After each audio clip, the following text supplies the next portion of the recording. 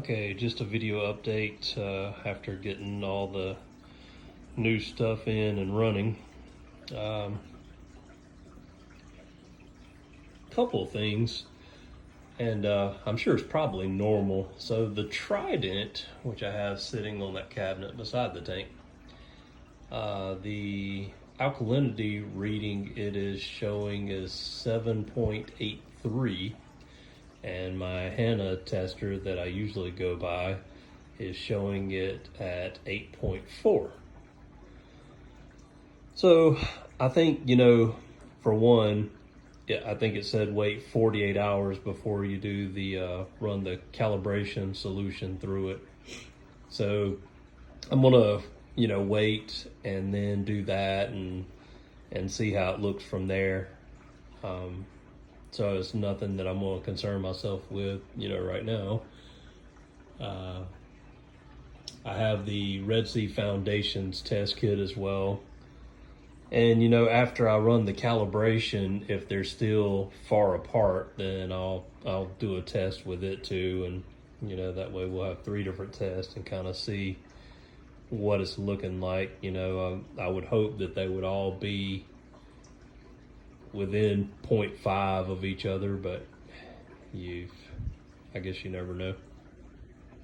So hopefully that'll do better and work out. But right now that's way off. I think it shows my calcium as being really high as well. Well, not necessarily really high, but high. What was it? 590, something like that. I haven't really, it's not something I've really been testing right now. I think since I've got this tank up and going, I think I've tested it once, maybe twice. But it's like I said too, I'm gonna wait a couple days. I'm gonna run the calibration fluid through the Trident, and then I'm gonna let it run a couple more days. And after that, I'm gonna test all 3 of those parameters and see what I get in comparison to what it's showing it is. I still have where I did all the move. I did my life support system, so I put a bubble stone in there, or air stone, and then I moved the power heads down, let them run, then I put heaters in the tank while I redid the sump. And I have a different heater that I'm going to use ordered that I'm going to put down in the sump. So I just kind of have those in there right now, but I'll take those out. Let's see. Fish are doing good. They hide a lot. 2 of them are coming out more and more. All 3 of them come out when I walk up the tank. I guess they think they're going to be fed.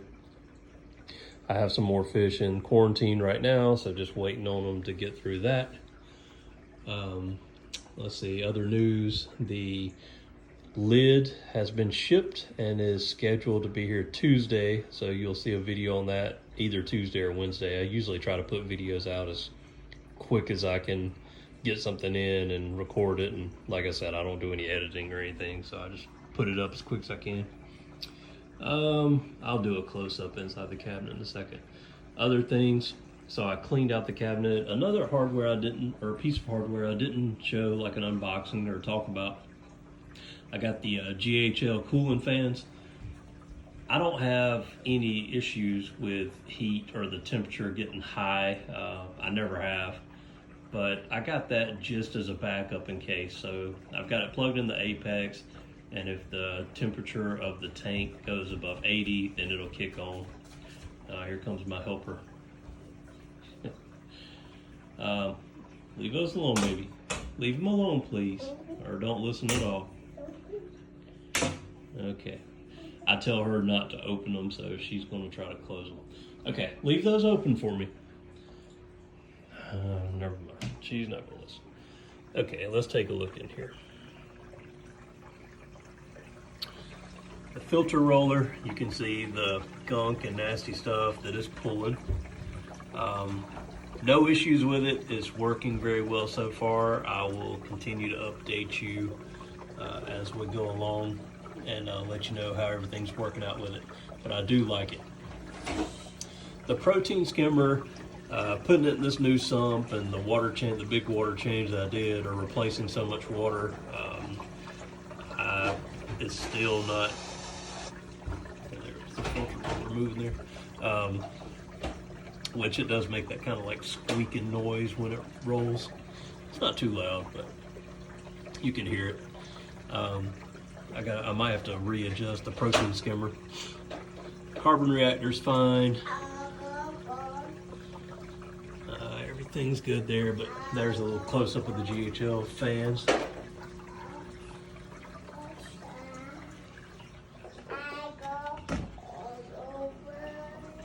I went back with that same water shut-off valve or whatever. I bought a new one to replace it that's more of a flat versus this one. I hate this one just because it, if I get down low, because it makes so much noise, like it makes a popping sound when that weight drops and it hits and shuts the water flow off. The dose, I don't really have it doing anything yet because I'm just kind of waiting on test results and everything. See kind of what happens and what comes up. Auto top off, dose of containers, and then let's see, we have the Trident over here, and then I put this side cabinet down here, and I went ahead and mounted my other Neptune gear in there. I hadn't finished all the cable cleanup and everything in there, but for right now it works. Got the waste container for the Trident just sitting in there, just a gallon jug.